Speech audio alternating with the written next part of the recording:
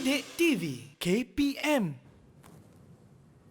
Baik, kembali kita dalam slot menengah atas Didik TV KPM di mana hari ini kita belajar mata pelajaran kimia untuk murid-murid tingkatan 4 dengan tajuknya kadar tindak balas kimia. Dan cikgu, di segmen ini apa pula faktor kadar tindak balas kimia yang seterusnya yang ingin cikgu ni kongsikan?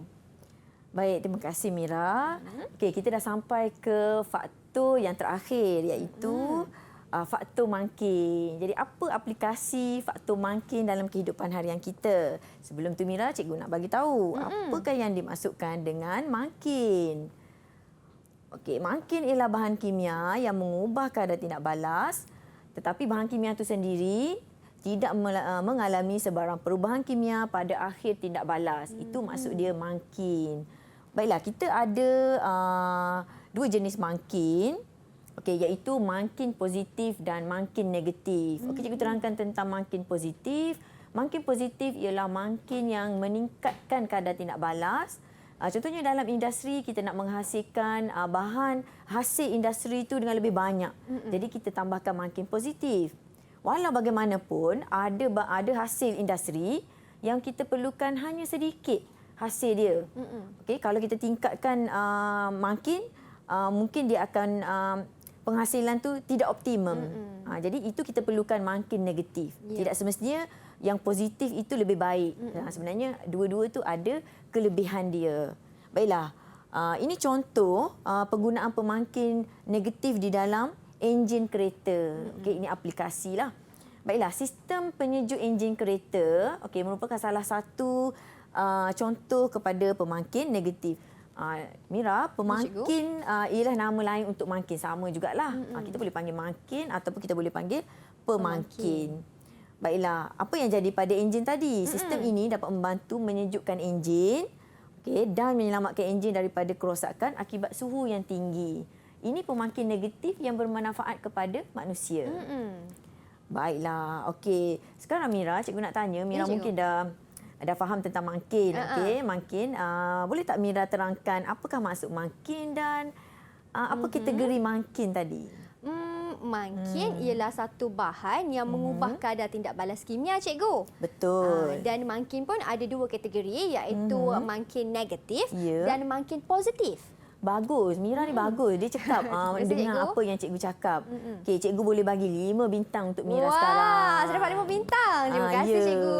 Baiklah, seterusnya untuk kita nak dapat mengukuhkan lagi pengetahuan yang cikgu ajar daripada mula-mula faktor yang mempengaruhi kadar tindak balas sampailah faktor yang keempat ini. Marilah kita menjawab soalan pengukuhan. Wah, ada soalan pengukuhan lah. lah. Ada soalan pengukuhan. Baiklah, soalan yang pertama. Okey, kita ada dua gambar kat sini. Mira, ini adalah soalan SPM 2018. Cikgu olahkan soalan ni. Okey, soalan yang lebih kurang sama macam soalan SPM 2018. Baik. Soalannya bertanya, dalam situasi manakah daging akan masak dengan lebih cepat?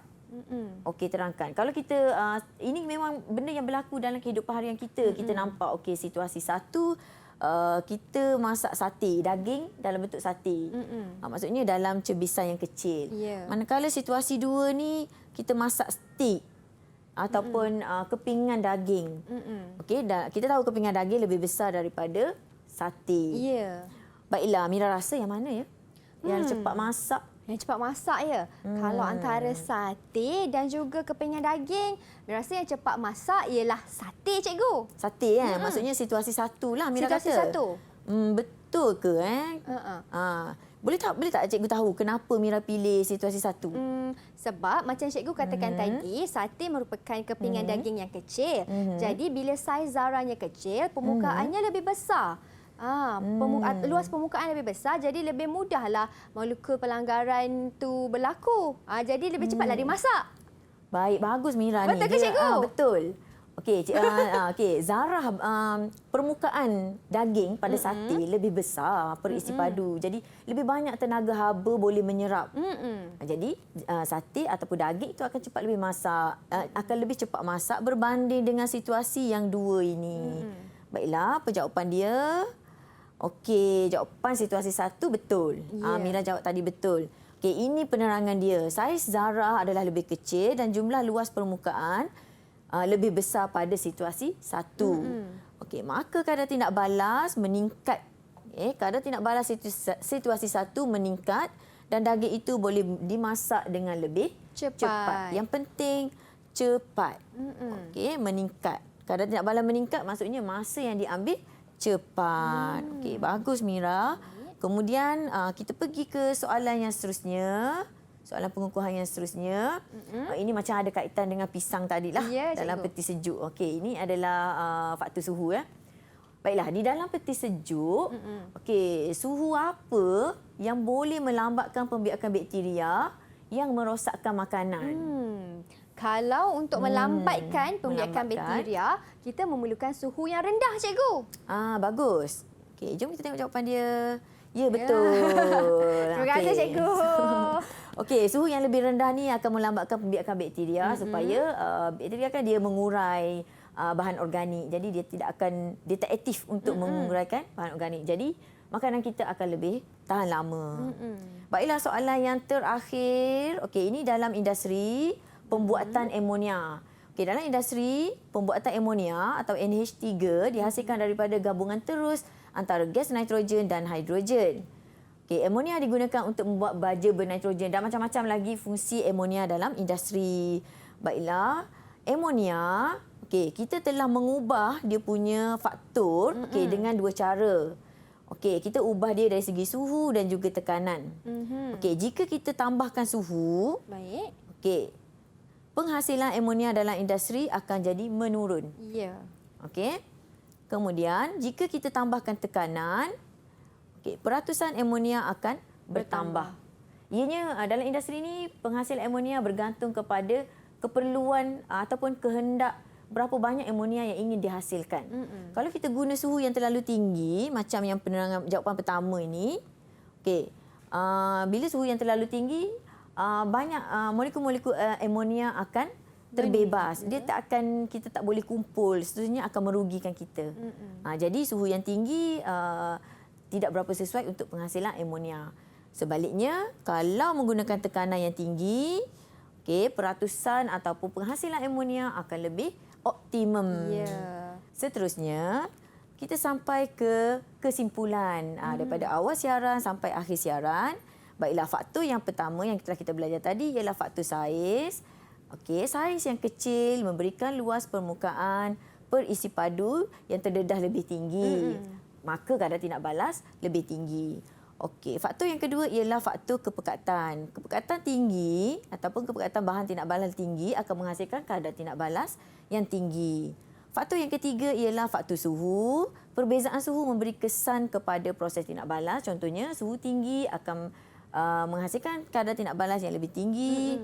Dan yang akhir sekali yang baru kita belajar tadi ialah faktor mangkin. Kehadiran mangkin boleh membantu meningkatkan kadar tindak balas. Ini adalah kesimpulan daripada yang kita belajar hari ini. Ini pun kesimpulan kita juga. Bagaimana dengan murid-murid kat rumah?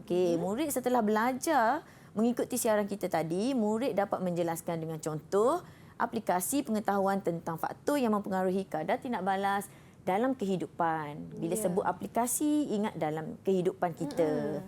Baik, Mira, semua yang cikgu bahan-bahan yang cikgu dapat ni ataupun murid-murid kita yang dekat rumah nak mendapatkan bahan pengajaran dan pembelajaran, bolehlah melawat ke portal Sumberku seperti yang disarankan oleh Kementerian Pendidikan Malaysia lah. Betul tu. Baik. Terima kasih Cikgu Nik. Jangan lupa untuk pergi ke portal Sumberku untuk mendapatkan bahan rujukan bagi mengukuhkan lagi pemahaman murid-murid dalam tajuk kita pada hari ini. Dan Cikgu, macam mana dengan Mira punya prestasi hari ini? Mira jawab tadi ada betul, ada salah sikit. Macam mana Cikgu prestasi Mira hari ini? Sebelum tu Cikgu nak tanya, Mira daripada skala 1 hingga 10, Mira rasa faham tak apa yang Cikgu ajar ni? Mira faham Cikgu. Dalam skala berapa tu? 1 hingga 10. Mira rasa dalam 9.9 boleh tak cikgu? Sebab ada salah sikit tadi. Ya, betul. Maksudnya Mira adalah murid yang sangat bijak. Dia dengar apa yang cikgu cakap, dia faham apa yang cikgu cakap.